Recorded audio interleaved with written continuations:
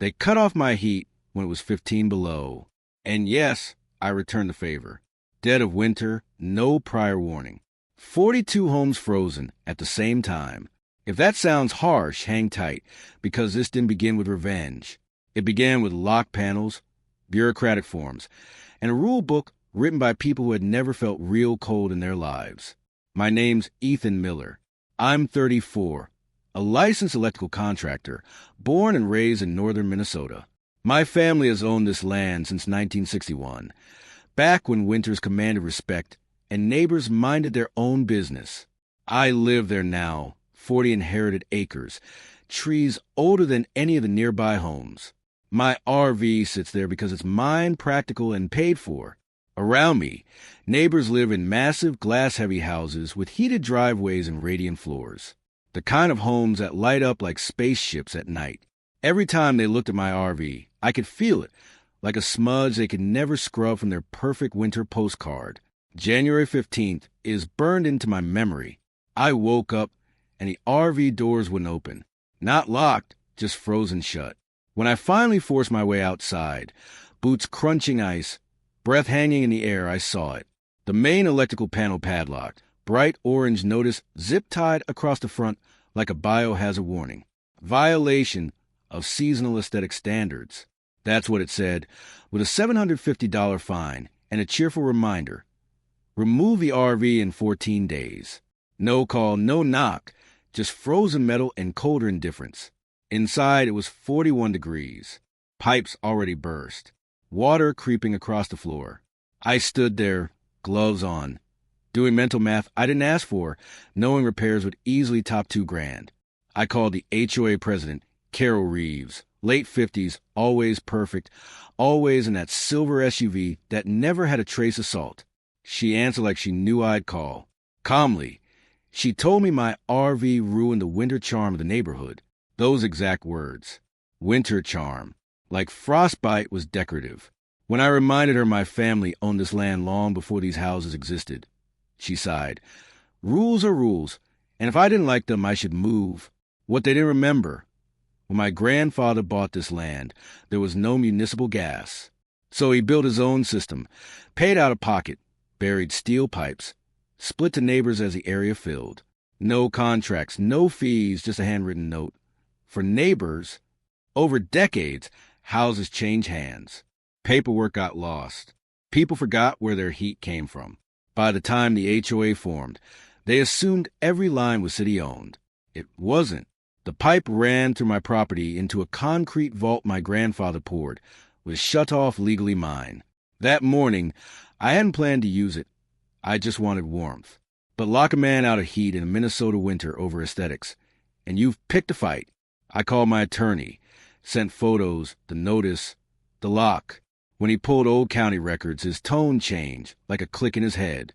He told me plainly, I own the infrastructure feeding 42 homes, no easement, no lease, no utility oversight. Shut it off, he said. I'd be exercising property rights, not committing a crime. That night, temperature dropped again. Wind tore across the fields. I sat in my RV, diesel heater struggling, thinking about Carol, about relocating, about how easy it is to tell someone to move when you never have to.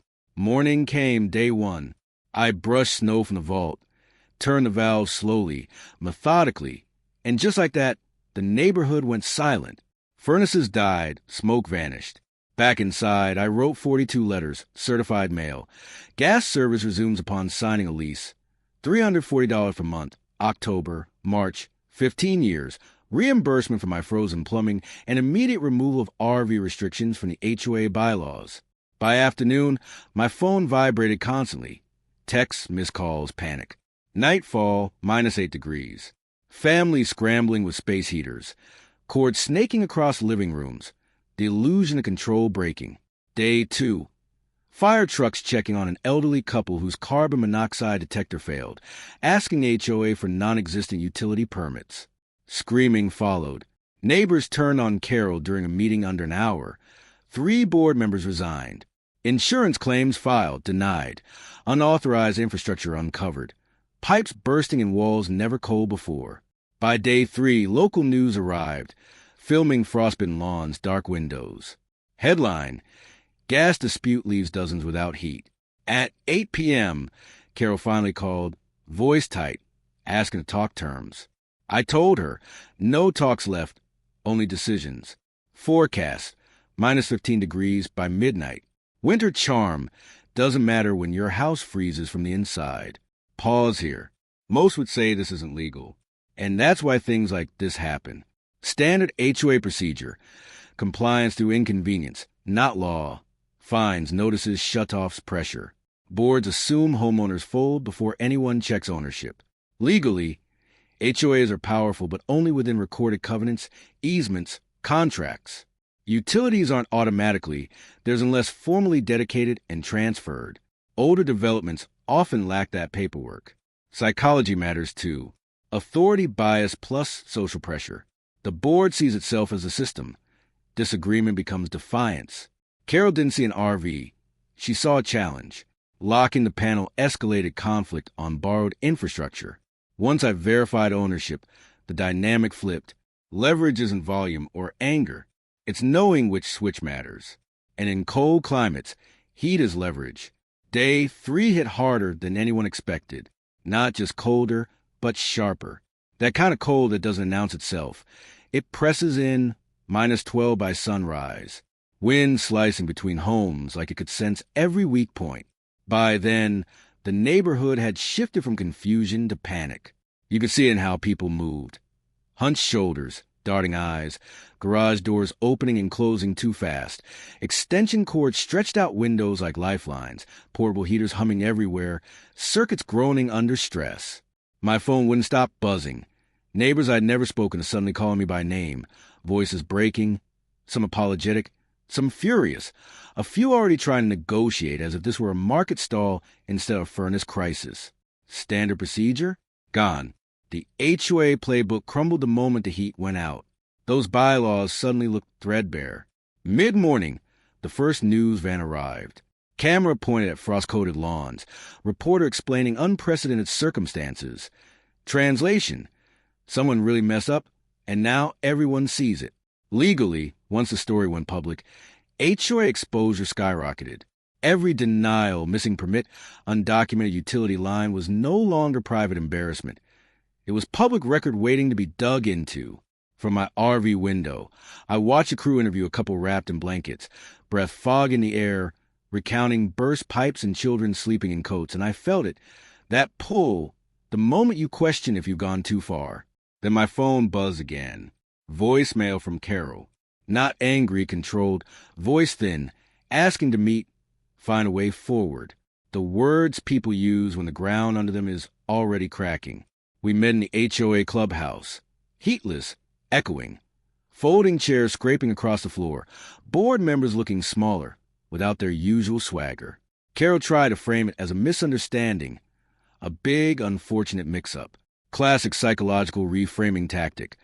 Minimize, spread blame, soften narrative. Doesn't work when pipes are freezing, and insurers deny claims. I restated the terms. Same lease, same rate, same reimbursement. Added one more. A permanent board seat for me with veto power over rules affecting my property. I wasn't interested in winning today, only to lose next winter. The room went quiet. Not angry, scared quiet. The kind where everyone calculates costs, repair bills, forecasts ticking down. Someone asked what happens if they refuse. I didn't yell, didn't threaten. I stated facts. Gas days off. Legally, I wasn't obliged to provide it. Practically, I was already warm. Evening came. Temperature dropping again. -5 predicted by midnight. News aired at 6. Wide shots of dark homes. Interviews with city officials shrugging. Jurisdiction didn't apply. Suddenly, Carol's phone wasn't the only one ringing. Sponsors calling, lawyers advising damage control. Board members resigning by text. At 8 p.m., Carol called again. No pretense, just exhaustion, asking for time. I gave 6 hours, not cruelty, but clarity. Deadlines force decisions. Winter doesn't negotiate. The waiting was brutal. Silence between calls. Knowing families counted minutes while I counted and signed agreements. At 11:47 p.m., inbox flooded. Scans, digital signatures. Certified checks promised for morning. 42 households agreeing, the terms they'd never considered until walls cracked. I drove to the vault just before midnight. Snow crunching under tires, flashlight beam cutting through dark. Turned the valve slowly, deliberately. Less revenge, more gravity restoring itself. Gas flowing, furnaces igniting, lights flicking on across homes one by one. Morning, smoke rising from chimneys, repairs underway, silence returned. HOA bylaws amended, RV restrictions removed, board structure shifted, power redistributed. Not because I demanded respect, but because I understood leverage. Back in my RV, diesel heater humming, coffee brewing, 72 degrees inside, outside still brutal. First time in days, I slept, not triumphant, just resolved. Cold had done what meetings never could. Forced truth into the open. Now that heat is back and noise quieted, this is where it matters. What happened wasn't really about gas, RVs, or one overreaching HOA president. It was about how systems behave under challenge, and what happens when authority is confused with ownership. Lessons: most conflicts don't start with villains twirling mustaches. They start with small assumptions. This has always worked, so it must be legal, or title equals power. Legally, HOAs operate in narrow lanes. Rules must exist, utilities documented, authority formalized. Older developments often lack that. Psychology matters too. Majority illusion. Status quo benefits blind people to its flaws. Nonconformity becomes a problem. The RV wasn't an eyesore. It was a reminder not everyone plays the same game. For those building identity on control and order, that's deeply uncomfortable. The collapse wasn't cold. It was exposure. Exposure of undocumented infrastructure. Performative authority. Fragility of systems when someone reads the fine print. Leverage isn't always fair, but it's real. Pretending it doesn't exist just gives it to the loudest person. Story resonates because nearly everyone's felt it. Overreaching landlords, bosses mistaking position for power, committees enforcing rules selectively until someone pushes back. Takeaway: be informed, no ownership obligations. Difference between cooperation and submission. HOA residents: read governing documents. Easements: know where your utilities come from.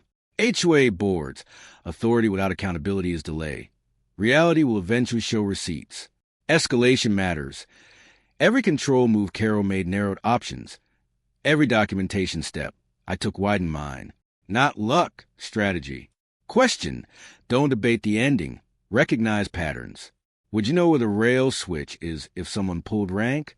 Drop your thoughts. Stories like this aren't rare. They're usually quieter. If you've ever dealt with an HOA landlord or system forgetting limits, warmth is power, not just temperature.